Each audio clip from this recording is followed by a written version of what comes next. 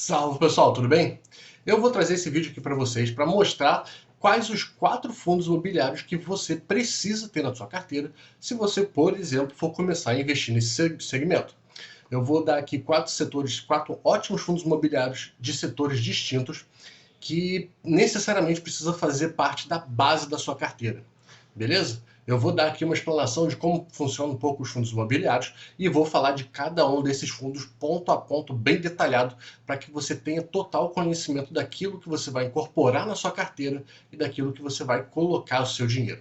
Então já cola com a gente, curta, compartilhe, se inscreva no canal, mande para outras pessoas se você achar que é um bom conteúdo e vamos lá. Primeiro de tudo, pessoal, o que vocês precisam entender é: fundo imobiliário é renda variável.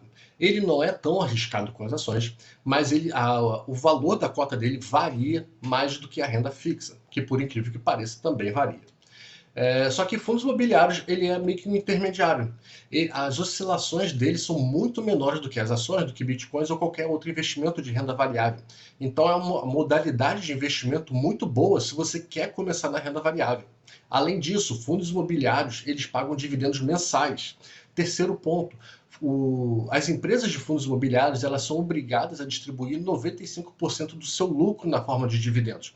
Então, qualquer investimento, qualquer venda ou compra, qualquer não recorrente que você tenha no resultado da empresa será distribuído para você. Então, é muito comum que você tenha uma constante na distribuição de dividendos e um mês ou outro vem um não recorrente, por exemplo, R$ 2 de dividendo, 2,30, aquilo que você não esperava, mas que é muito bem-vindo. Quarto ponto, fundos imobiliários necessariamente investem em imóveis, inclusive os de CRI, porque você tem fundos imobiliários de logística, lajes corporativas, shopping centers, hotéis, diversos outros segmentos. E você tem os fundos de CRI, que necessariamente tem um investimento imobiliário por trás. Ele não é necessariamente um investimento de tijolo, ou seja, investimento físico, mas há um empreendimento físico por trás daquela securitização. Então, necessariamente, você tem um aspecto tangível naquilo que você está investindo. Você pode investir em fundos que têm uma rede de galpões logísticos, uma rede de escritórios de lajes corporativas, shopping centers, hotéis e muitos outros. Então, você tem por si só um investimento bastante diversificado, bastante palpável, que vai lhe render uma renda mensal. É por isso que eu estou trazendo para vocês aqui esse segmento de fundos imobiliários e que eu acho que você deve pensar com carinho em investir, em ter pelo menos uma parcela da sua carteira neles. O primeiro fundo imobiliário que eu vou trazer aqui para vocês é o Fundo Imobiliário de Logística, HGLG. Eu, particularmente, e de forma bastante sincera, acredito que esse é o melhor fundo imobiliário do segmento.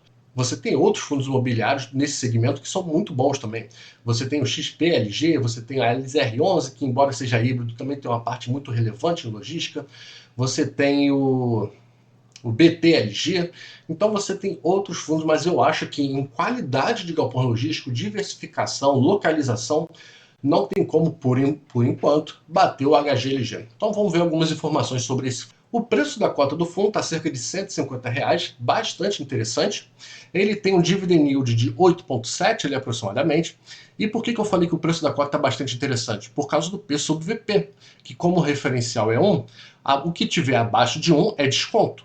Então está com 0,93, 7% de desconto, aí, quase 10%.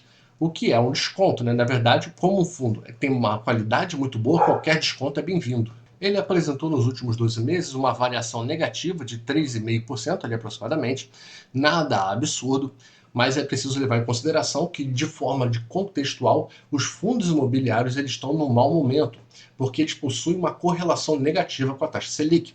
Conforme a taxa Selic sobe, a tendência dos fundos imobiliários, do preço e do mercado dos fundos caírem. Por isso que o fundo imobiliário ele está tão descontado assim. Olhando algumas informações disponíveis pela própria gestora, a cota patrimonial é cerca de 162. Então, como você viu que a cota está custando 150 no mercado, mas o preço justo para ela é 162. Então você já observa aí que tem um desconto bastante relevante.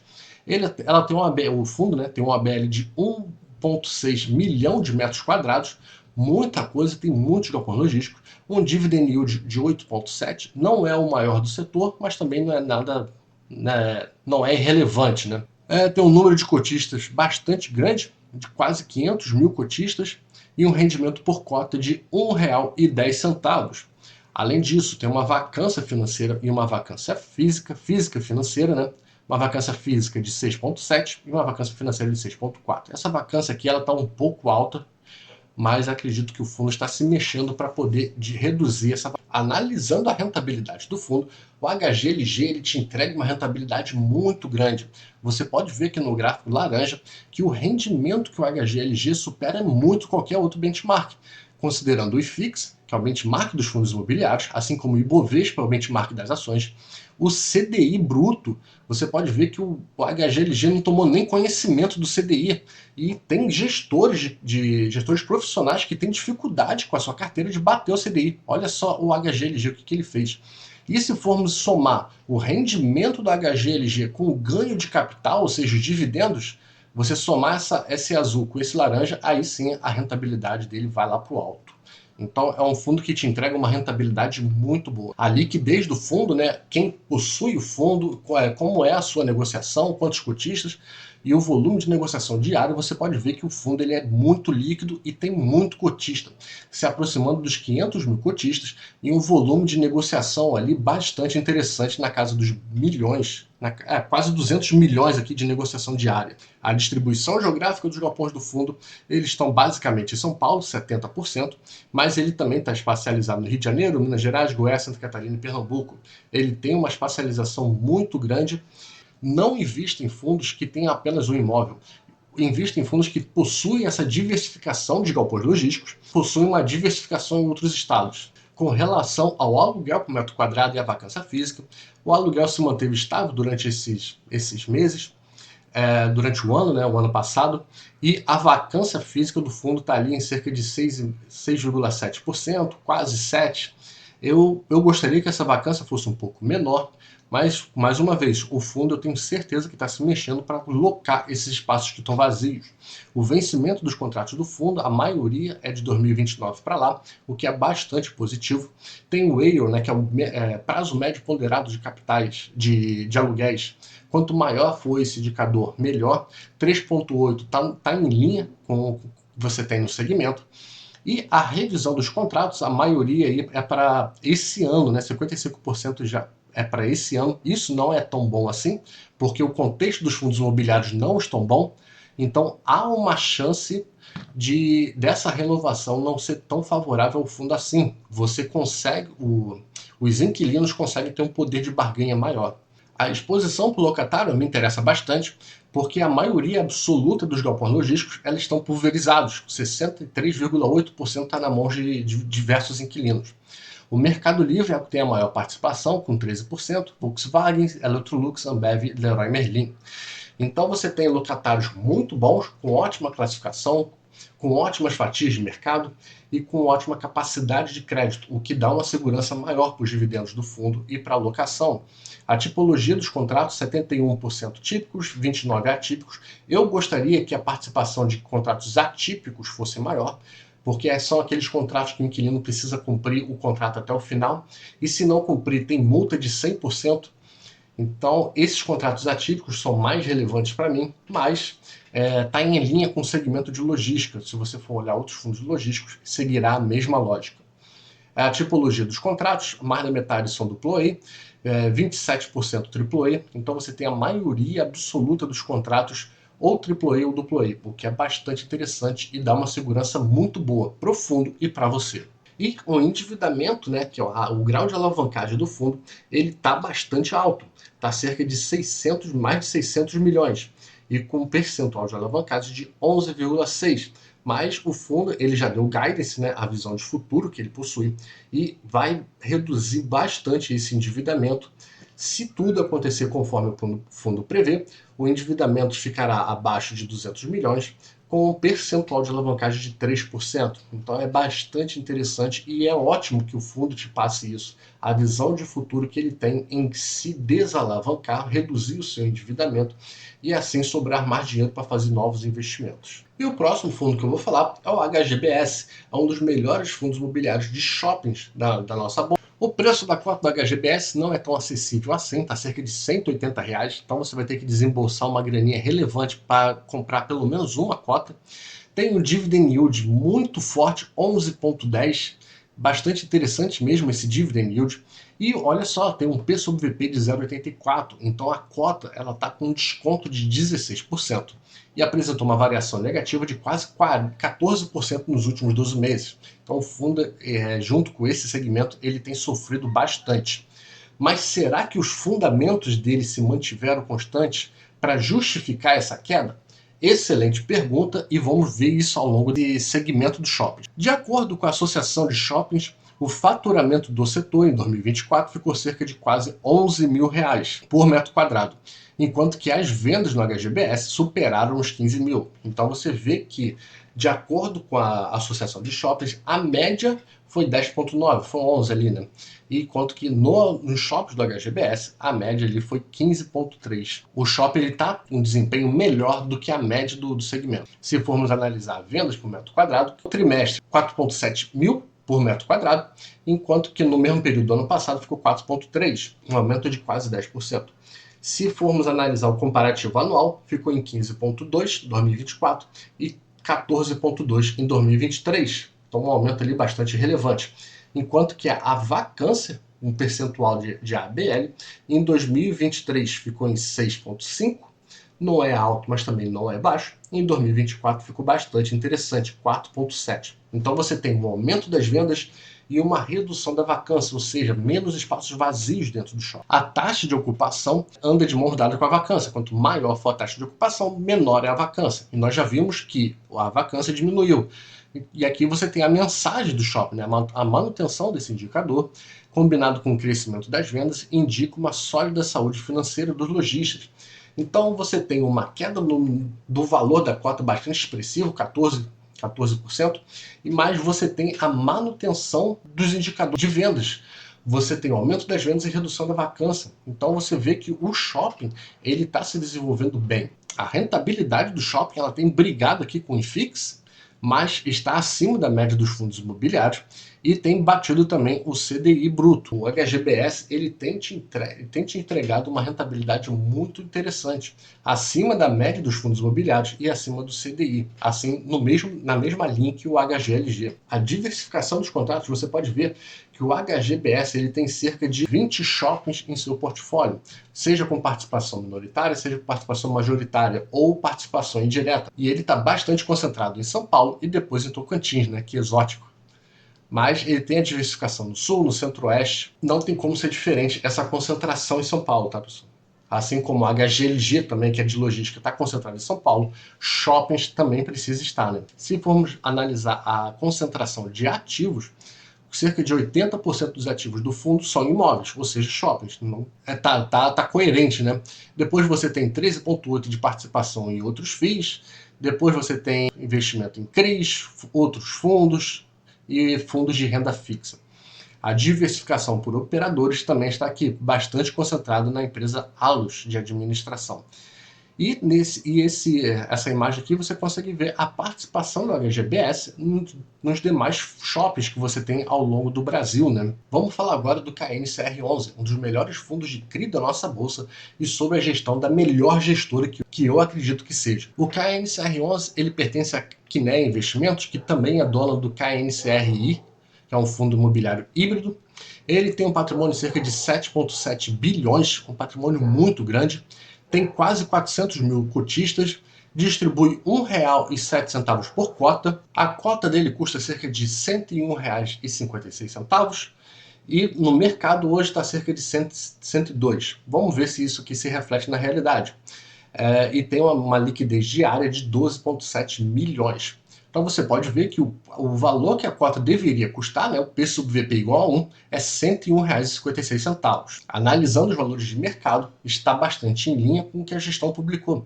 O valor da cota hoje está R$ 102,40, tem um dividend yield muito interessante de 11,52, um P sobre VP de 1,01, ou seja, esse fundo ele não está sendo negociado com desconto, o que prova que é um ótimo fundo imobiliário, principalmente pela sua ótima gestão. E tem uma variação hora a hora de 10% positivo nos últimos 12 meses. Enquanto os fundos imobiliários estão afundando, o KNCR11 consegue apresentar uma rentabilidade positiva. E esse fundo possui como indexador o CDI. Cerca de 94,3% do CRIs desse fundo estão atrelados ao CDI, que por sua vez está atrelado à taxa Selic, que é a taxa básica de juros, que hoje está 13,25, se eu não me engano. O restante é Selic e um pouquinho aqui de IPCA. Com relação à alocação por setor, a maioria absoluta dos CRIs do fundo são relacionados a escritório. Depois shopping, residencial, logístico, residencial pulverizado e outros. Então você pode ver a diversificação dos CRIs por setor do shopping e ainda a diversificação por indexador. Então você já sabe que o KNCR11 ele tem quase 95% dos seus CRIs atrelados ao CDI e a maior parte desses CRIs, como um todo, estão atrelados ao segmento de escritórios. Depois seguido de shopping, residencial, logístico, residencial pulverizado e outros. Então você já tem um perfil bastante interessante de como o fundo funciona. A liquidez do fundo você pode ver que vem evoluindo conforme o tempo. Aqui com relação ao volume de negociação. Cada vez mais as pessoas, tanto físicas quanto pessoas jurídicas, estão negociando o KNCR11 e incluindo ele nas suas carteiras. Esse slide aqui ele é bastante interessante, porque você tem aqui a classificação de risco e o indexador de cada fundo que a gestora ela gere. E o KNCR11, você pode ver que a maioria absoluta é CDI, como você já sabe, e olha a classificação de risco, ele é de baixíssimo risco. Então é um fundo bastante conservador, que distribui ótimos dividendos, apresenta uma ótima rentabilidade, está atrelado ao CDI, que é a taxa básica de juros, ou seja, bastante positivo para o fundo nesse momento.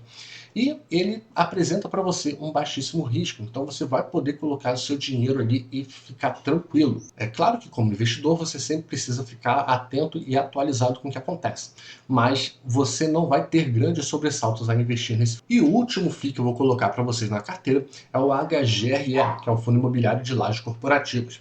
Eu fiquei um pouco em dúvida se eu colocava ele ou o PVBI, que é outro fundo do segmento que eu gosto bastante, mas eu escolhi colocar o HGRE. Ele tem um preço de cota de quase R$ 102, tem um dividend yield de quase 10% e um P/VP de, olha só, 0,66, ou seja, a cota ela tem um desconto de 34%. Muito grande esse desconto.